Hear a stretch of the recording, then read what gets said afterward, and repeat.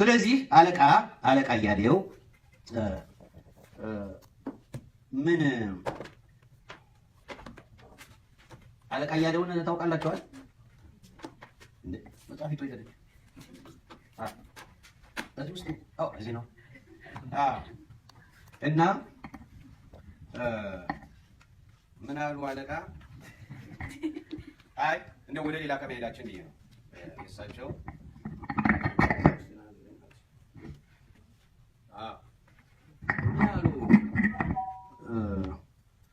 በሰፊው በሌላ ጊዜ እንማረዋለን። ሊቃውንቱ እነ ዮሐንስ አፈወርቅ እና አትናቴዎስ እነ ቄርሎስ እነ ቅዱስ ጎርጎርዮስ ሌሎችም ያሉትን በሌላ ጊዜ አሁን የቅርቡን ያለቃን የራሳችን ራሳያቸው ይሄ ነው። አሁን በዮሐንስ 17 ላይ የለመነውን እኔ ስለነሱ እለምናለሁ፣ ስለነዚህ ማለት ስለ ደቀ መዛሙርቱ አሁን ቅድም ያልነው ነው። ባጭሩ እለምናለሁ ያለው ቃል ጊዜ የሚወስነው ሳይሆን እስከ ዓለም ፍጻሜ የሚሰራ ነው። ምክንያቱም ሕያው ነው። አንድ ጊዜ ተናገር። ጊዜ የሚወስነው ሳይሆን እስከ ዓለም ፍጻሜ የሚሰራ ነው። ይህንንም እኔ የምለምንህ ስለ እነዚህ ብቻ አይደለም በቃላቸው ስለሚያምኑብኝም ጭምር ነው እንጂ ያለው ቃሉ ያጸናዋል። ዓለምን ሲፈጥር የተናገረው ቃሉ እስከ ዛሬ በመስራት ላይ እንዳለ ሁሉ እስከ ዓለም ፍጻሜም ሲሰራ እንደሚኖር ሁሉ ይህም እኔ ስለ እነሱ እለምናለሁ ያለው ቃሉ እስከ ዓለም ፍጻሜ ሲሰራ ይኖራል። ሕያው ነው። ያደመጣችሁ ነው። እስከ ዓለም ፍጻሜ ሲሰራ ይኖራል። ቅድም ሮሜ 8 ጠቅሶልን ነበር። ሮሜ 8 ቁጥር 34 ላይ በአብ ቀኝ ያለው ስለኛ የሚማልደው ይላል። ምን ብለው ነው ያስተረጎሙት? መጽሐፍ ቅዱስን የሚፈርደው ብለው ነው ያስቀየሩት። በጣም አደገኛ ድፍረት ነው። ግን ደግነቱ ቀያሪዎቹ ተጽዕኖ እንደነበረባቸው የሚያሳውቀው ከታች ህዳጉ ላይ አይታችሁት እንደሆነ በግሪክኛው ግን የሚማልደው ይላል። አሁን ሁልጊዜ መጽሐፍ ቅዱስ በተለያዩ ቋንቋዎች ተተርጉሟል አይደለ? አሁን የቃል ችግር ከተፈጠረ ምስክሩ ማን ነው?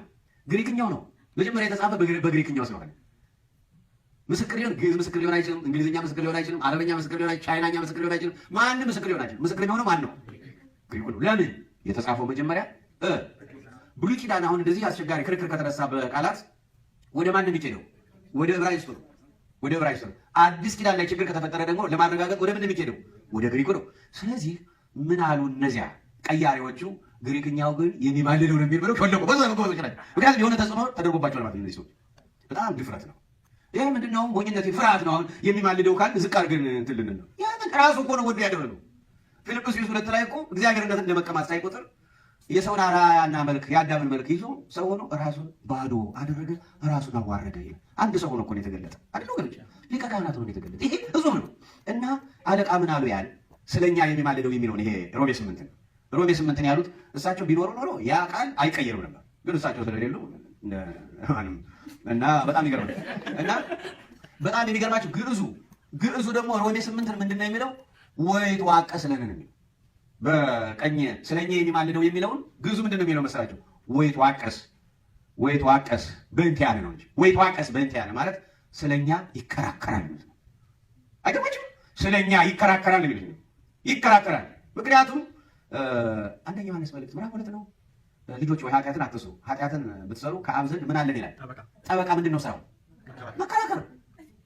አንድ አባት ትልቅ ደረጃ የደረሰ ናቸው። ምሳሌ ሲሰጡ እስቲ አሁን ይሄ አሉ እንግዲህ ጌቶች ይመስለኛል። እና እስቲ አሁን አንድ ሰው አሁን ራሱ ተከራካሪ ጠበቃ ራሱ ዳኛ መሆን ይችላል?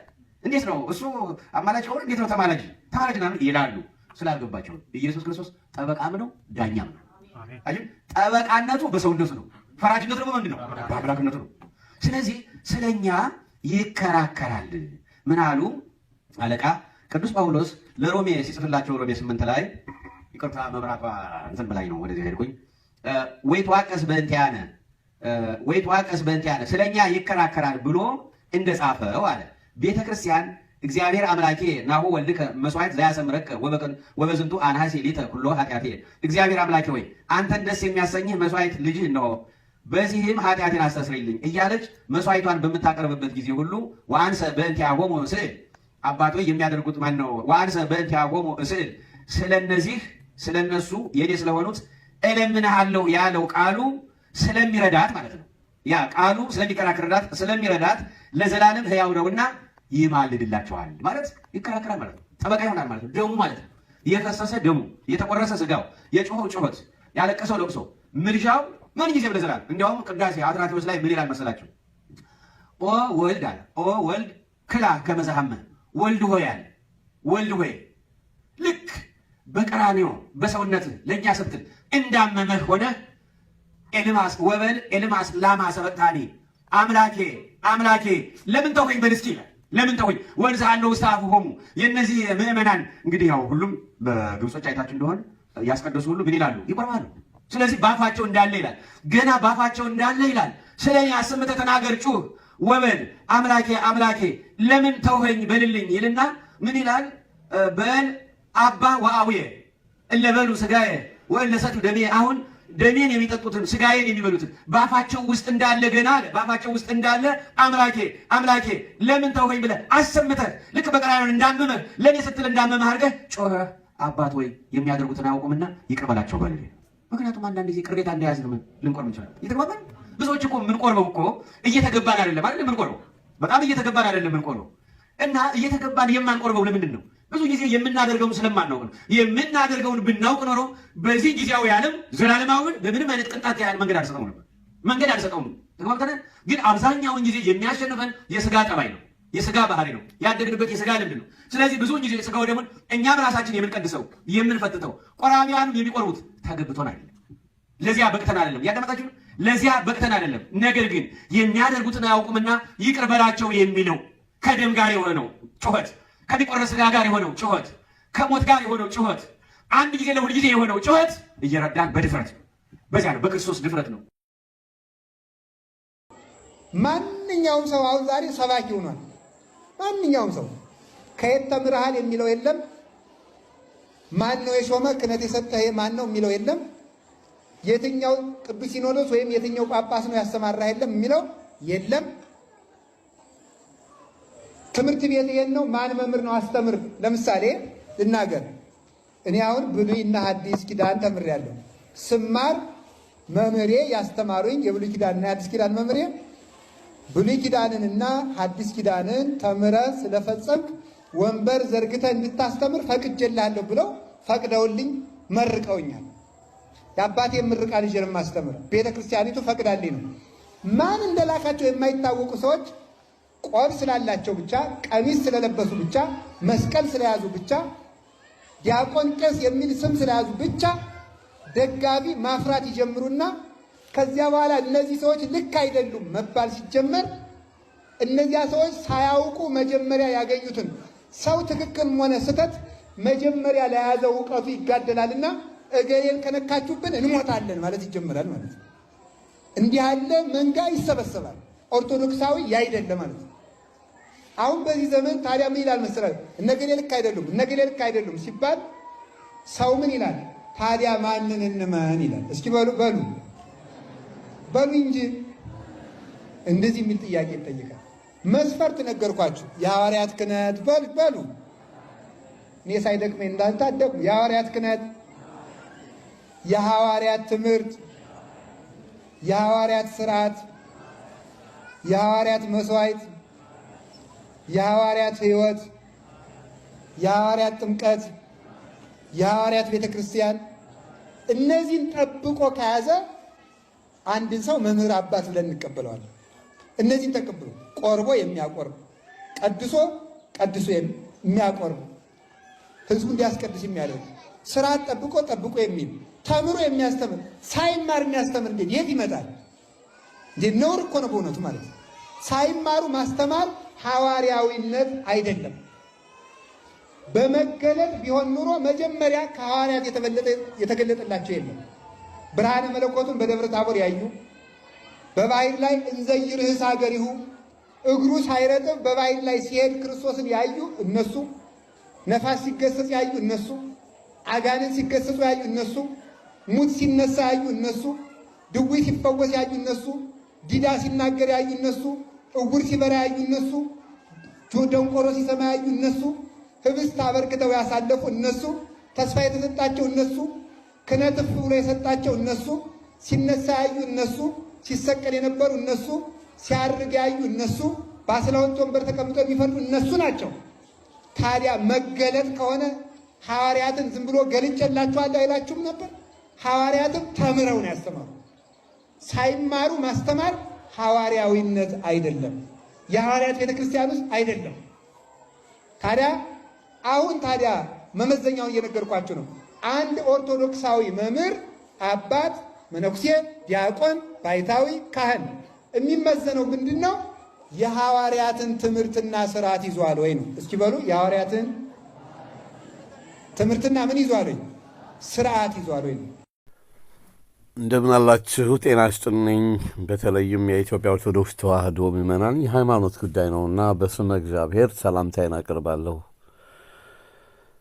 የሚገርማችሁ ነገር እንዳዳመጣችሁት የሁለት ካህናት ወይም ደግሞ አባ ገብረ ኪዳንና አቡነ በርናባስ የሚባሉ አሜሪካን ሀገር በአንድ የአሜሪካን ዲስትሪክት አካባቢ የሀገረ ስብከት ጳጳስ ናቸው። የሁለቱንም እንዳዳምጣችሁ እርግጠኛ ነኝና ግራ የሚያጋባ ነገር ነው። ለምን ብትሉኝ አባ ገብረ ኪዳን የሚናገሩት በእርግጠኝነት ስብከት የተፈቀደላቸው በመምህራን አፕሩቫል ያገኙ መምህራን ብቻ ናቸው መጽሐፍ ቅዱስን በኢትዮጵያ ኦርቶዶክስ ተዋሕዶ ቤተ ክርስቲያን መስበክ ወይም ማስተማር የሚችሉት። ይሄ ቆይቷል፣ ይሄ ነገር ከጸደቀ። ነገር ግን ስልጣነ ክህነት ይሰጣቸው አይሰጣቸው የማይታወቁ ሰዎች ደግሞ ቢሰጣቸውም ደግሞ የተለየ ትምህርት የሚያስተምሩ አሉ። የመጽሐፍ ቅዱስን ታሪክ አስመልክቶ እኔ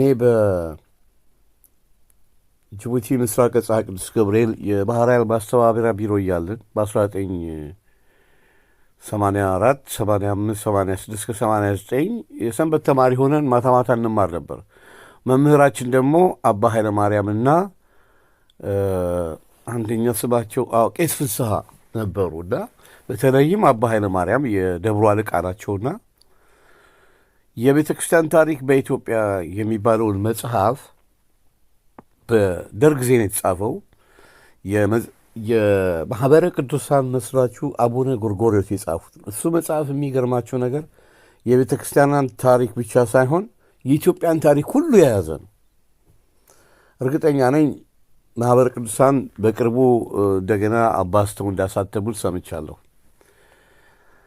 በዛ መጽሐፉ ላይ የተነገረው ምንድን ነው? መጽሐፍ ቅዱስ የኢትዮጵያ ኦርቶዶክስ ተዋሕዶ ቤተ ክርስቲያን የምትጠቀምበት ወይም ወንጌልን የምታስተምርበት ለመጀመሪያ ጊዜ ከግሪክ ሳይሆን አቡነ በርናባስ ሲናገሩ ሰምታችኋል ቪዲዮውን። ከግሪክ ተተረጎመ አይልም እዛ መጽሐፍ ላይ በቀጥታ ከሂብሩ ከእስራኤሎች ቋንቋ ወደ ግዕዝ ነው የተተረጎመው። እንግዲህ ከ1940ዎቹ በፊት የነበረው መጽሐፍ ቅዱስና 80 አሐዱ ተብሎ አሁን የምንማርበት አንድ አይነት አይደለም። ከ40ዎቹ በፊት የነበረው የሚማልደው የሚሞላው ቦታ ላይ የሚፈርደው ነው የሚለው ክርስቶስን። አማላጅ የሚባል ነገር የለም፣ ፈራጅ ነው የሚለው እዛ ላይ አማላጅ የሚለው ላይ። ነገር ግን 80 አሐዱ አሁን የምንጠቀምበት ላይ ኬንያ ላይ ነው የታተመው አሉ። ኬንያ ነው የታተመው እንጂ ኢትዮጵያ ውስጥ አለም የታተመው። እና ሲታተም እንግዲህ የተዋሕዶ ክርስትና ጠባቂ ወይም ደግሞ የቤተ ክርስቲያኗ የዋና ዋናዎቹ ጳጳሶች ሲታተም በዚህ በኩል ላይ ጥንቃቄ ማድረግ ነበረባቸው ነው የሚባለው። እንደውም በደርግ ጊዜ የነበሩት አቡነ ተክለ ሃይማኖት እንደገና እንዲታተም የነበረው እንግዲህ በቀላል አማርኛ እየተባለ በብዙ ቦታ ተተርጉሟል መጽሐፍ ቅዱስ። ግን ኦሪጂናሉ ግዕዙ ነው። ግዕዙም ስለሆነ ነው ካህናቶቻችን ሲያስተምሩን የአማርኛውን አንብበው አይደለም፣ በግዕዝ ይናገሩና ወደ አማርኛ ተርጉሞ ያስተምሩናል። አቡነ በርናባስ እኔ አሁን አጠያቂ ጉዳይ እኔ ግራ የገባኝ ነገር ነው መሰላችሁ። ከእርሳቸው ጋር የሚያስተምሩት አሁን በቅርቡ ጴንጤዎችን ያፋጠጠው ልጅ ምህረት መላኩ አባቱ ቄስ መላኩ ይባላሉ። ቄስ መላኩ በሰሩት ቪዲዮ በስተጀርባቸው ያሉትን ስዕላት ተመልክታችኋል። እንግዲህ ልጁ የሚያስተምረው የኦርቶዶክስን አስመልክቶ የጴንጤ ፓስተሮችን እንዴት ቻሌንጅ እንዳደረገ አይተናል፣ አዳምጠናል። ግን የግሪክ ኦርቶዶክስ ተዋሕዶን ነው እንደሚያስተምሩት እኔ ያስብሎኛል። ለምን ብትሉ ቀደም ሲል ማረጋገጫውን ሰምታችኋል። አቡነ በርናባስ ከግሪክ ነው የተተረጎመው ይላሉ። ነገር ግን መጽሐፍ ቅዱስ ለመጀመሪያ ጊዜ የኢትዮጵያ ኦርቶዶክስ ተዋሕዶ ቤተክርስቲያን የብሉይም የአዲስ ኪዳንም የተተረጎመው ከሂብሩ ከእስራኤል ቋንቋ ወደ ግዕዝ ነው። ተርጓሚውም በዛ መጽሐፍ እንደተጠቀሰው አባ አብርሃም የሚባሉ መነኩሴ ናቸው ወደ ግዕዝ የጻፉት። ቤተ ክርስቲያናችን ከጥንት ጀምሮ ስጠቀምበት የነበረው የግሪኩን ሳይሆን የራሳችንን ነው። ይሄ ነገር እውነቴን እምላችሁ እኛ ሬዲዮ ባያገባኝም መቼስ እንደ አንድ ተራ ክርስቲያን ሕዝብ እንዳይምታታበት አባ ገብረ ኪዳን አሁን የሰጡት ማሳሰቢያ መነገር ያለበት ለቅዱስ ሲኖዶስ እንጂ ለምእመናኑ አይደለም። ግን ምእመናኑ ጥንቃቄ እንዲያደርግ መናገራቸው ደግሞ ትክክል ነው እና የተምታታ ትምህርት መሰጠት የለበትም። አቡነ ኤልያስ አንድ ቦታ ላይ የተናገሩትን ነገር ያስታውሰኛል። ምንድን ነው ያሉት? በየጓዳው የተሾሙ ሰዎች አሉ። ታስታውሱ እንደሆነ አቡነ በርናባስ ብለው ነበር አሳማ መብላት አያረክስም የሚል አንድ በጣም አስደንጋጭ ነገር ሲናገሩ ቪዲዮውን አግኝተን አዳምጠ ነው እንዲህ አይነት ነገር ነው ይሄ ነገር። ምክንያቱም ከ1983 ዓመተ ምህረት ወዲህ ታስታውሱ እንደሆነ አባ ጳውሎስ የኢትዮጵያ ኦርቶዶክስ ተዋሕዶ ቤተክርስቲያን ፓትርያርክ ሆኖ ከተሾሙ በኋላ ብዙ አይነት ነገር ነበር የሚገጥመን። ጅቡቲ እያለን ከአዲስ አበባ ምስራቀ ፀሐይ ቅዱስ ገብርኤል የዓመቱ በዓል ላይ መጡ። ራሳቸው ሳይሆኑ ይመጣሉ ተብሎ ነበር፣ ግን ተቃዋሚዎች ተዘጋጅተውላቸው ነበርና አጋጣሚ እርሳቸው የሾሟቸው ካህናትና የእርሳቸው ዋና ጸሐፊ በአፄ ኃይለ ሥላሴ ዘመን ጋዜጠኛ የነበሩ ስማቸው ጠፋብኝ፣ አብረው ነው የመጡትና የሰንበት ትምህርት ቤት ትንሽ አዳራሽ አለች። እዛ ውስጥ ቁጭ ብለን ዋዜማው ላይ ማለት ነው መጡ። ካህናት ተብሎ የመጡ ሰዎች ናቸውና በአጋጣሚ ሰንበት ትምህርት ቤት ውስጥ መጥተው የማያውቁ ሰዎች ናቸው በአብዛኛው ውስጥ የነበሩት። እኛ ጥቂቶች ነበርን።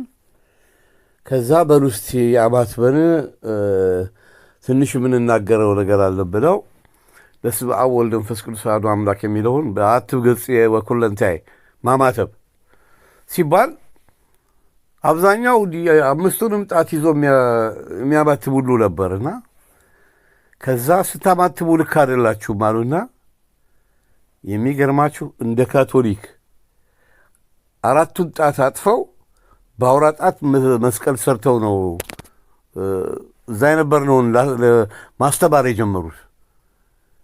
እንግዲህ ካህናትን ደፍሮ ኧረ ልክ አይደሉም አይባል ነገር። አጠገቤ ነፍሱን ይማረውና ቸፍ ባህሩም አጠገቤ ነበር። እንዴት ነገር ብሎ እሱ ሊቀልድ ሲል እጁን ለወቀ ቁንጥጥ ያደረኩት ለምቅር ደንግጠናል። ለምን ብትሉ እኛ ስናማትብ ሶስቱን ጣቶቻችን ከመሃል ጣት ጀምሮ እስከ ትንሹ ያለውን አጥፈን በሌባ ጣታችን መስቀል ሰርተን ነው የምናማትበው እና የነበሩት ፓትርያርክም ነጭ ለብሰው ነው የሚታዩት። በኢትዮጵያ ኦርቶዶክስ ተዋሕዶ ያልተለመደ ነው። የነጭ ወይም የሚለብሱት የካቶሊክ ትሎች ናቸው እና በካቶሊክ ነው የምትመራቸው ቤተ ክርስቲያን። ብዙ ጥያቄዎች ነበሩ ጎበዝ። አቡነ በርናባስ አሁን የሚያስተምሩት ነገር ግራ የሚያጋባ። እኛ የግሪክ ኦርቶዶክስ ክርስቲያኖች ጋር ያለን ልዩነት አለን፣ አንድ አይደለንም። በኦርቶዶክስ ስም የእኛ አሁን በፈረንጆች ኦሪየንታል ኦርቶዶክስ ወይም ኮፕቲክ ኦርቶዶክስ ብለው ነው የሚጠሩን። ይሄ የኢስተርን ኦርቶዶክስ ወይም የግሪክ ኦርቶዶክስ ከእኛ ጋር አይገናኝ በፍጹም። እንደው ምንም እኮ ወንጌሉን ባናውቅ መሰረታዊዋን የተዋህዶ ቤተ ክርስቲያንን መምህራኖች ያስተማሩን እንዴት ይረሳል? አይረሳም። ወንጌሉን በደንብ ባናውቀው እና አባ ገብረ ኪዳን የሰጡት ማሳሰቢያ በተለይ ለቅዱስ ሲኖዶስ ይሄ ነገር አቡነ በርናባስን ሲኖዶስም ማስቆም አለበት። አቡነ በርናባስ ብቻ ሳይሆኑ ከእርሳቸው ጋር የሚያገለግሉ በቅርቡ ጴንጤዎቹን ያፋጠጠው ልጅ አባት የምህረት መላኩ አባት ቄስ መላኩም አሜሪካን ሀገር ቤተክርስቲያን ውስጥ የሚያስተምሩ ናቸው። የሰሩት ቪዲዮ በስተጀርባቸው ተመልከቱ። አንድም የኦርቶዶክስ ተዋሕዶ ቤተክርስቲያን ስዕላት አይታዩም። የግሪኮች ነው። እኛ የግሪክ ኦርቶዶክስ ሃይማኖት ተከታዮች አይደለንም። የኢትዮጵያ ኦርቶዶክስ ተዋሕዶ ክርስቲያኖች ነን። እንግዲህ ከ1940ዎቹ በፊት የነበረው መጽሐፍ ቅዱስ የሚፈርደው ነው እንጂ የሚለው የሚማልደው የሚል የለም። አማላጅ የሚለው ላይ ፈራጅ ነው የሚለው። ክርስቶስ ተማላጅ እንጂ አማላጅ አይደለም ተብሎ ነው የተማርነው።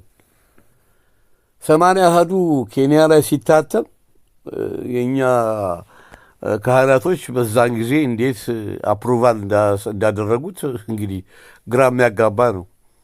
በደርግ ጊዜ የነበሩት ፓትርያርካችን አቡነ ተክለ ሃይማኖት እንደገና እንዲታተም ፕላን ወይም እቅድ ነበራቸው የሚባል ነገር እንሰማ ነበር ያኔ። እና ለማንኛውም አባ ገብረ ኪዳን የሰጡትን በእውነት ይሄንን ቅዱስ ሲኖዶስ ያስተካክለዋል ብለን ነው የምንገምተው። ለምን ሃይማኖታችንን የሚበርዙ መሀላችን ካሉ ከባድ ነው። ምክንያቱም ራሳቸው መምህራን ሲያስተምሩን ከካቶሊኮች ጋር ከሌሎቹ ኦርቶዶክስ ነን ከራሻው ይሄ ኢስተርን ኦርቶዶክስ የሚባሉት የራሻ የነ ቡልጋሪያ እና ሌሎችም ከእኛ ጋር አንድ አይደለም። አሳባ ይበላሉ እነሱ እና አቡነ በርናባስ አያረክስም ከዚህ በኋላ የሚሉት ነገር አላቸው። ተዋሕዶ ቤተክርስቲያን ግን በፍጹም አትፈቅድም። የሚገርማችሁ ነገር ይሄ አሳባን መብላት ካንሰር በሽታ እንደሚያመጣ እኔ እዚህ ባለሁበት ብሪታንያ በ2005 ዓመተ ምህረት እንደ ፈረንጅና በ2007 ዓመተ ምህረት የቻናል 4 ታዋቂው ጋዜጠኛ ጆን ስኖው የ4 የብሪቲሽ ሳይንቲስቶችን ቃለ ምልልስ አድርጎ ካንሰር እንደሚያመጣ ተናግሮ ነበር እና እኔ ላይቭ ተከታትየዋለሁ እሱን ነገር። እንደውም በሁለተኛ ጊዜ ቃለ ምልልስ ያደርግላቸው ሳይንቲስቶቹ እንዴት ነው ሃይማኖት እንትናችሁን ሀሳባችሁን የነበረው ለውጣቸው? ኧረ በፍጹም የአሳማ ስጋ ችግር አለው። ብዙ ጊዜ በመጽሐፍ ቅዱስ ላይ ስለማያመሰኳ ምናምን የእንግሊዝኛው መጽሐፍ ቅዱስ ላይ እንደውም ደርቲ ብሎ ነው የሚያስቀምጠው እና አቡነ በርናባስ እንግዲህ ቤተሰባቸውን አስመልክቶ አቡነ ኤልያስ የሰጡትን መልስ አስታውሳለሁኝ በቪዲዮ የተቀረጸ። የአንዳንዶች ስልጣነ ክህነት ዝም ብሎ በየጓዳው የተደረገ ነው ብለዋል እና ይሄ ነገር ግራ የሚያጋባ ነው። በእውነትም አባ ገብረ ኪዳን መምህራችንን ቃለ ሕይወት ያሰማልን፣ እግዚአብሔር ይስጥልን።